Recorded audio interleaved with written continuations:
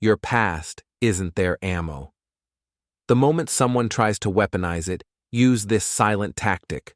They'll stop instantly. 1. They haven't healed themselves. Have you ever noticed how some folks just can't seem to let go of who you used to be?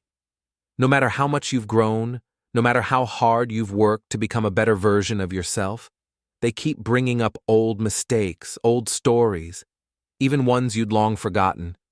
And it hurts, doesn't it? Especially when it comes from someone you thought cared. But let me tell you something, heart to heart. It's not really about you, it's about them. Sometimes, when people haven't done the inner work to heal their own wounds, they struggle to accept your healing. Your growth shines a light on the parts of them they've been avoiding. And rather than face that, they'd rather keep you small. They'd rather tie you to your past than celebrate who you've become. I remember a neighbor, let's call her June. She raised 3 kids on her own and survived more than her fair share of storms. But every time she came around her old friend Mary, all Mary could talk about was the old June, back when things weren't going so well. It wasn't support, it was discomfort in disguise. If this sounds familiar, here's what you can do. 1. Don't argue. Your life is your proof. 2. Set boundaries. You don't have to entertain every memory that drags you down. 3. Stand tall in your growth. You've earned your peace. Reflection. Have you ever felt like someone couldn't see the person you are now? What would happen if you stopped shrinking to fit their version of you? Summary. You are not your past. You are your progress. Say it with me. I've grown, and I deserve to be seen as who I am today. 2. They use your past to control you. Have you ever had someone throw your past back in your face, not out of concern, but to keep you in your place? They bring up things you've already made peace with, maybe something you said years ago, or a mistake you've already paid for, and they don't do it to reconnect or understand. Number. They do it to keep you feeling small. The truth is, when someone constantly reminds you of your past, it's often not to help you. It's to control you. You see, as long as they can make you feel guilty, they can make you feel dependent. They want you walking on eggshells, always trying to prove yourself. But that's not love. That's not respect. That's emotional leverage. You might hear things like, "Don't forget where you came from," or, "After all you've done, you should be grateful anyone even trusts you." Sound familiar? These are not gentle reminders. These are chains, and they're heavy. I remember a gentleman I met in a church group. Let's call him Harold. Years ago, Harold struggled with addiction, but he turned his life around. He found faith, rebuilt his family, even started mentoring younger folks in recovery. And yet, every time his brother came around, he'd say things like, "Just don't fall off the wagon again." No encouragement, just quiet judgment, and it chipped away at Harold's spirit until he finally said, "That's not who I am anymore. You can keep talking about the past, but I've already left that chapter behind." Here's what you can do when this happens. 1. Recognize the tactic. Guilt isn't love. 2. Stop defending yourself. Your life speaks louder than any apology. 3. Reclaim your peace. You don't owe anyone your past. Reflection. Is there someone who uses your past to keep you from moving forward?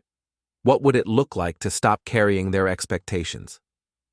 Summary affirmation. I am not who I used to be. I've grown, and I deserve to live free from guilt. 3. They fear your growth. Let's have an honest conversation. Just you and me. Have you ever noticed that when you start making real progress in your life, emotionally, spiritually, maybe even financially, some people suddenly get quiet, distant, cold? It's not always because you've done something wrong. Sometimes it's because your growth makes them uncomfortable.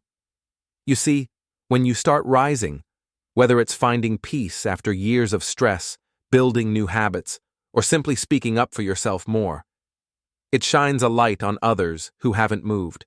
And for some, that light feels like a spotlight on everything they're avoiding. I knew a man named Bill, 72 years old. After his wife passed, he spent a few tough years in grief and solitude. But over time, he started volunteering at the local senior center, got serious about his health, and even took up painting. One day, he ran into an old friend from church who hadn't seen him in a while. Instead of saying, "I'm proud of you," his friend smirked and said, "Who knew you'd turn into a regular Picasso?"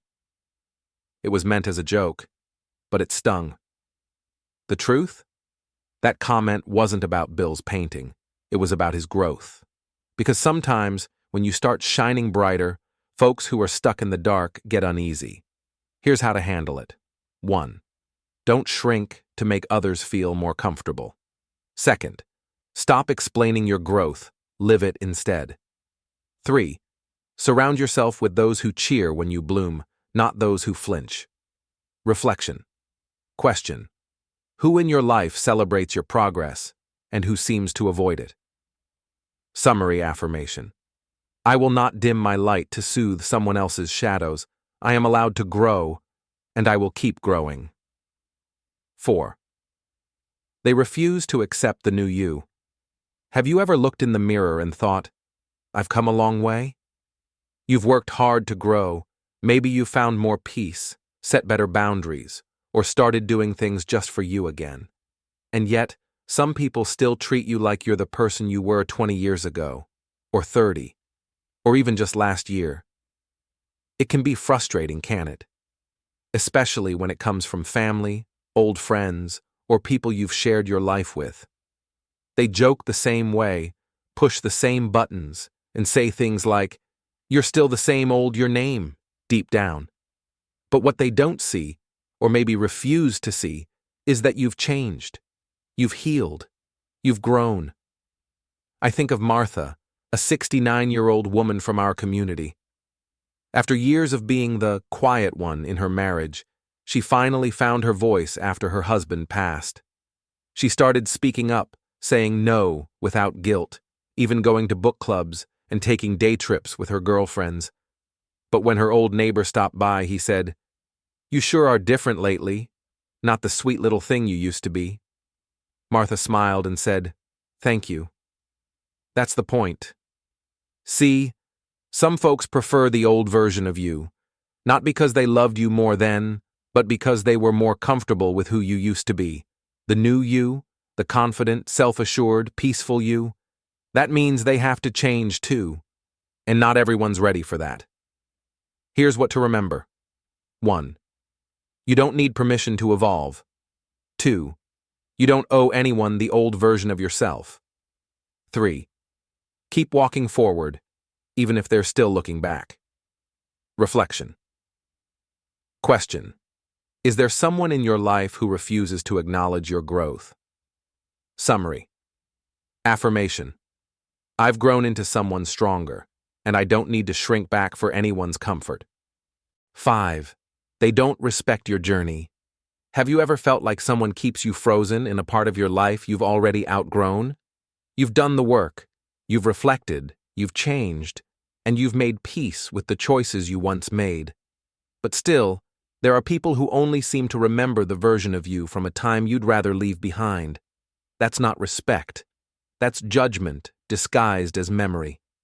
Real respect isn't about pretending your past never happened. It's about recognizing how far you've come since then. When someone continues to define you by the mistakes or struggles you've already moved through, what they're really saying is, "I'm more comfortable with the version of you that didn't grow." I once spoke with a man named Paul, now in his early 70s. In his younger days, he had battled alcoholism, lost a marriage, and walked through more than a few personal storms. But he got help. He turned his life around. He became a mentor for others in recovery and rebuilt strong, meaningful relationships with his children and grandchildren. But every Thanksgiving, without fail, one of his older cousins would say something like, "Remember the time you fell asleep in the punch bowl?" Everyone would laugh, except Paul. It was meant as a joke, but it was a reminder. one that didn't belong in the present anymore. You see, some people hold on to your old chapters because it keeps them from having to rewrite the story they tell themselves. But you don't owe anyone the older version of who you were just to make them feel comfortable. So what can you do? First, stop trying to prove your growth. Your life already tells the story. Second, set clear boundaries with people who continue to bring up your past without honoring your progress. And third, honor your own journey, every step of it. Your past may explain where you started, but it doesn't define where you're going. Walk forward with your head high. You've earned that right. 6. They want to keep you stuck. Have you ever noticed how certain people seem to have a way of pulling you backward just when you're starting to move ahead?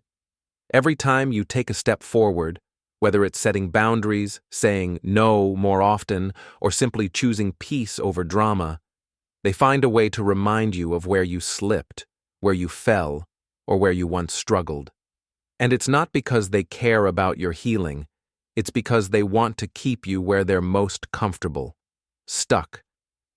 Some people don't want you to move on because your freedom threatens their sense of control.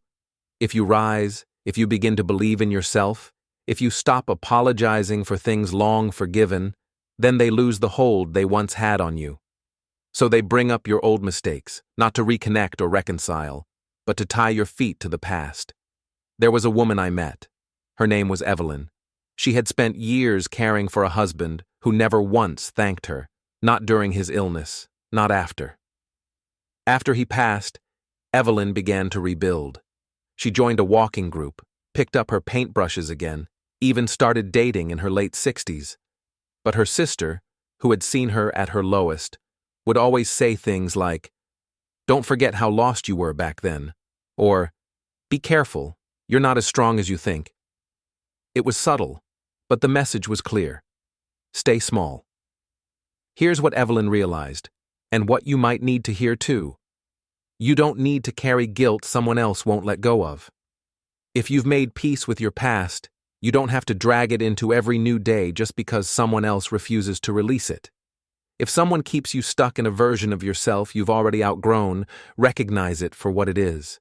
Their fear, not your truth. You're allowed to grow. You're allowed to rise. And no one gets to hold you back with yesterday's weight when you've worked so hard to walk into today. Keep going. You're not stuck anymore. You're not. 7. They're testing your emotional weak spots. Let's talk about something many of us have felt, but didn't always have the words for. Those little comments that seem harmless on the surface, but deep down, they sting. You've probably had someone bring up something from your past, maybe a mistake you made, a time you lost your temper, or a season of life when you weren't at your best. And they say it with a laugh, or in passing, like it's no big deal. But you feel it. Because it's not just a memory they're bringing up, it's a test. Some people, whether they realize it or not, will press on old bruises to see if you'll flinch. They want to know if you're still sensitive there, if you'll defend yourself, if you'll react the way you used to. And for them, your reaction tells them everything, whether you've really moved on or if you're still vulnerable. Think about that for a second. Are there people in your life who push certain buttons just to see what happens? Maybe they mention your divorce, your health scare, a family issue you'd rather not talk about. And when you speak up or get quiet, they smile and say, "I was only joking." But deep down, you know it wasn't a joke. It was a probe. I once met a man named George. He was a retired firefighter, a strong and quiet soul. Years ago, he had lost his temper during a rough time in his life, and some folks never let him live it down. Even after years of calm living and personal growth, a cousin would still say things like, "Careful, George might blow a gasket again." It was never said to hurt, but it was said to see if George was still that man.